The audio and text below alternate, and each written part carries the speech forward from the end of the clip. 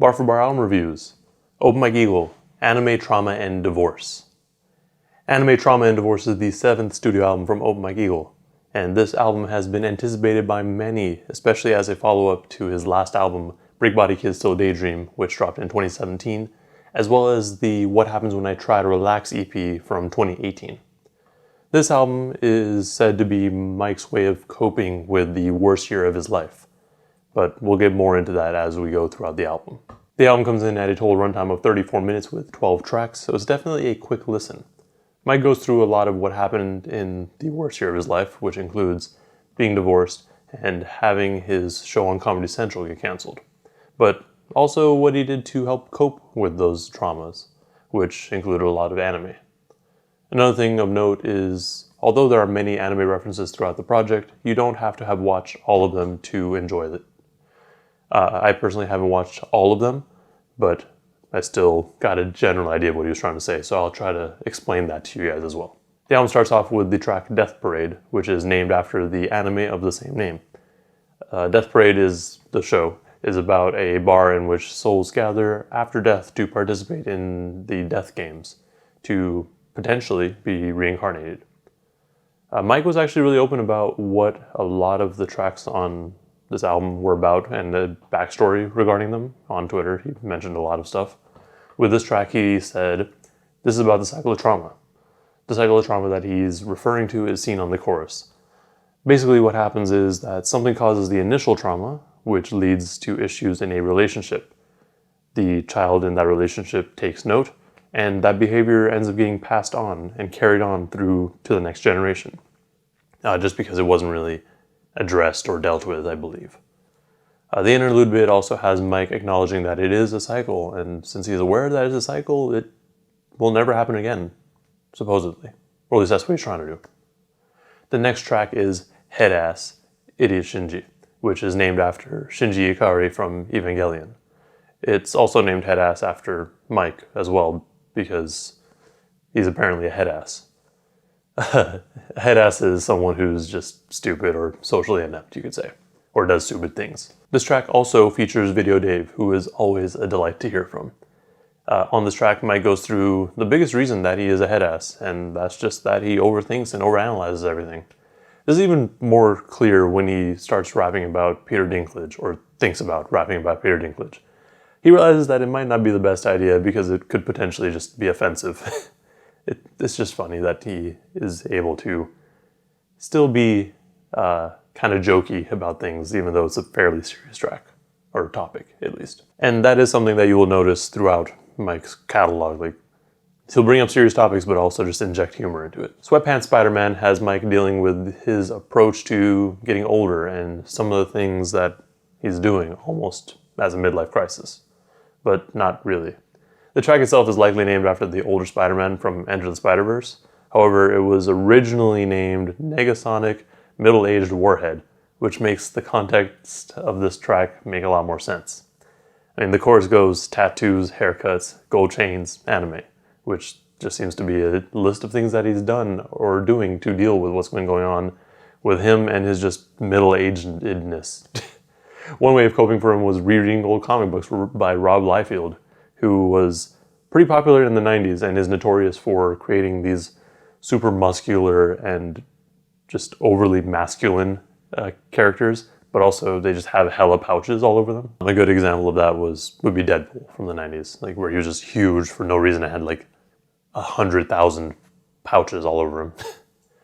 He starts off the track by saying, start studying Kendrick, start dressing like Hendrix, which again just kind of sounds like another way for him to try and reinvent himself since his old chapter has just ended. He continues to work on himself with the second verse by eating healthier and working out, but he also acknowledges that he is getting older because his knees hurt. Bucciarati is a track about things falling apart and trying to put them back together. It's also named after Bruno Bucciarati from part 5 of JoJo's Bizarre Adventure, who has a stand named Zipperman. I did a full breakdown of that back when it first came out, so if you want a better explanation of the track, go check it out. It is a pretty solid track though. Next up we have Asa's Bop, which features Open Mike Eagle's son, Lil Ace. This track touches on some of the things that are going on through Mike's head and his mind, which mostly includes self-loathing, but then he just kind of snaps back to reality when his son skips around singing the chorus. He addresses how he, as well as many men in general, don't let people know what's going on with them. Like, they try to keep it hidden like Invisalign, like he says. And it sucks because that's kind of what we're essentially programmed to do. There's also a bit where he brings up the fact that streaming services don't really pay very much, and it doesn't matter how long the song is sometimes. The Edge of New Clothes is apparently the first track written for this album. The song has Mike looking at everything falling apart around him. His explanation of the track is that he just needed to yell rap, but was too stressed out to know what to yell rap about. And that makes a lot of sense given what had happened to him during the year that this album was being written. Dealing with divorce and the cancellation of a show that you felt was doing really well is hella stressful. There's just things falling apart all around him, and all he can do at that point was just watch. I will say, though, it definitely works as a yell rap song when he performed it live. I also appreciate the reminder to pay my gang fee for the 93 Bulls. I just need to know where to pay Mike. Everything Ends Last Year is a song about Mike dealing with the cancellation of not just the one show, but two shows that he was involved with. The first one was Live from the Wizard, which was a web series, and the second was The New Negroes, which was on Comedy Central, and he worked on it with Baron Vaughn. It's especially tough because Mike's been doing this thing for so long, and this could have been his break into the industry. Hell, I mean, he even had a billboard with his face right outside his window. Both were canceled right around the same time that he was going through a divorce as well, so it's hard. The song was written last year in October, so it is convenient that it came out, or the album came out in October, because he says, it's October and I'm tired. Him saying it's October and he's tired isn't surprising because given the events that had happened last year, I don't blame him. But then it really applies to what's going on this year because this whole year's been a mess. Then with the second verse, he directly refers to The New Negroes getting canceled and how much that sucks just because the ratings weren't there. And then in the third verse, he goes into something that really, I don't think has been directly talked about, but it seems to be referring to the Hellfire Club, which consisted of Open Mike Eagle, No Can Do, Milo, who's now under Rap Ferreira, and Bus Driver, and just kind of how the label fell apart. Mike continues to open up with the track, The Black Mirror Episode. Apparently this Black Mirror episode ruined his marriage. So what happened was he and his wife were watching this episode, which led to their split. Obviously it didn't happen overnight, but it definitely did not help. He said that he's never really going to review what the episode was, but many have speculated that it's the first season finale. I haven't watched any Black Mirror episodes, but it is about the consequences of technology and technological advances. The only thing that he's really disclosed about this episode is that the people in it reminded him and his wife at the time of each other quite a bit. Whatever happened in that episode had an effect on Mike and his significant other. And, he wishes that there was a content warning in the hopes that it could have prevented what happened. But whether or not that would have helped is up in the air. It's honestly a really hard song to listen to because it's just very intense. But it feels like the climax of the album because everything just kind of builds up from the previous tracks. And then things start to calm down with the track, What the Fuck is Self-Care? This track is really just Mike trying to figure out what self-care really is because people are recommending it to him to help deal with all the stuff going on. He still doesn't really fully understand the definition of self-care or what it really is, but he does bring up a lot of things that people do for self-care, such as getting massages, eating healthy, or having high thread count sheets. He also brings up a method that he tried himself, which was journaling. He found pain from that and began crying, but that's expected, to be fair. He mentioned during the live show that he would just rather disassociate himself from what's going on, and he tends to gravitate more towards anime with strong people in it, which leads us to the next song, I'm a Joestar. I'm a Joestar is about Mike taking on the persona of a Joestar. Joestars are the main family line in JoJo's Bizarre Adventure, and he uses JoJo as a way to give himself strength. The anime has the protagonist up against some insane odds, but they end up winning, although they do suffer losses along the way. The strength that they portray is just beyond the physical strength alone. It goes into emotional and mental strength as well, because like I mentioned, they tend to suffer some major losses. After telling the listeners how he's a Joestar, he goes into creating his own JoJo character based off of himself. This time, JoJo is African, and the setting is South Central Los Angeles. He wants this version of JoJo to be more relatable, so he makes sure that he drives an economic car, like a Honda or a Fiesta. The only thing that he didn't divulge is the abilities of his stand black magic. I also like the reference to the original crew with him saying Joe Emmy and Arsenio Speedwagon.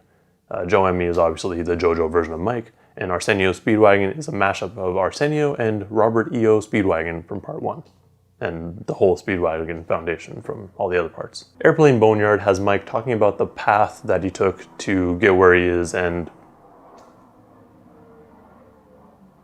planes. That was an appropriate time for a plane to fly by, I guess. Airplane Boneyard has Mike talking about the path that he took to get where he is currently and the people that were with him the entire time. He's basically dropped everything and pursued this career, but there's not a whole lot to gain right away as an independent artist, especially given what had happened. He thought everything was going to go great and things were going well, and then his shows got canceled. The bit about 38 miles, 38 pounds, 38 tapes, I think is just him talking about his age at the time of writing, since he is 39 now. I'm not entirely sure if the chorus where he's saying "we just wanted to try" is a reference to his music or his marriage. I feel like it could be a little bit of both, because the first verse had him trying to find a style and how that's important now that he's newly single. But on the second verse, he's talking about how much work he's putting in, and it sounds like it's in relation to his music. But again, it could also be about his marriage. The final track on the album is 1520 Feet Ocean Na, which features Lil Ace again. The song is a live performance from the Joko Cruise, which is an event created by comedy musician Jonathan Colton. The event itself features a lot of comedy, music, podcasts, and many more things.